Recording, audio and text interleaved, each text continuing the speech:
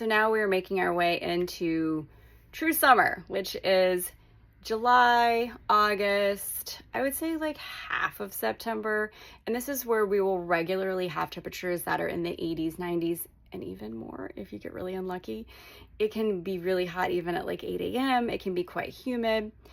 That said, people still get married in the summer, and I'm just like the winter. I'm happy to photograph weddings in August, but you just have to understand what you're getting yourselves into. If you are really adverse to either heat or cold, you should consider, the time of year and plan for the circumstances that could be extreme. So always having a backup in mind, having, again, either hand warmers for the winter, or when it comes to the summertime, that we have some air-conditioned cars we can get into or backup locations. There isn't as much we can do when it comes to the heat. We kind of just have to like work through it and, try and stay safe and hydrate, all those types of things. But the other thing we can do is schedule really early in the morning. It can still be warm, but it can be really nice. I will say though, by September, things start to cool off a good bit, especially in the evenings and in the morning. So obviously September is usually more popular than July or August for that reason. It can still be quite hot during the day, but it can also be surprisingly cool in the morning. So I have an upcoming wedding. We're doing the Brooklyn Bridge at sunrise. So instead of later September, because we're doing sunrise, we actually opted for August because it is going to be warmer in the morning and therefore much more comfortable than at the end of September, because I've been up on that bridge in the morning and it was like in the 50s.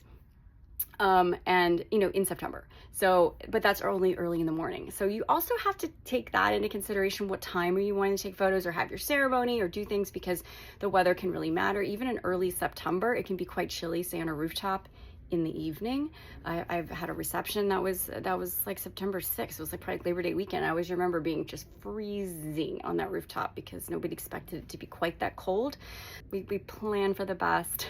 We never know what's quite going to happen. I forgot to mention this in the spring session that I talked about, just some of the other things going on in town that you want to be careful about. But I'm going to come back to some of those more specific events a little bit later. But I know in September we have the UN General Assembly in the later part of the month that can definitely impact traffic a good bit, as well as hotel rooms.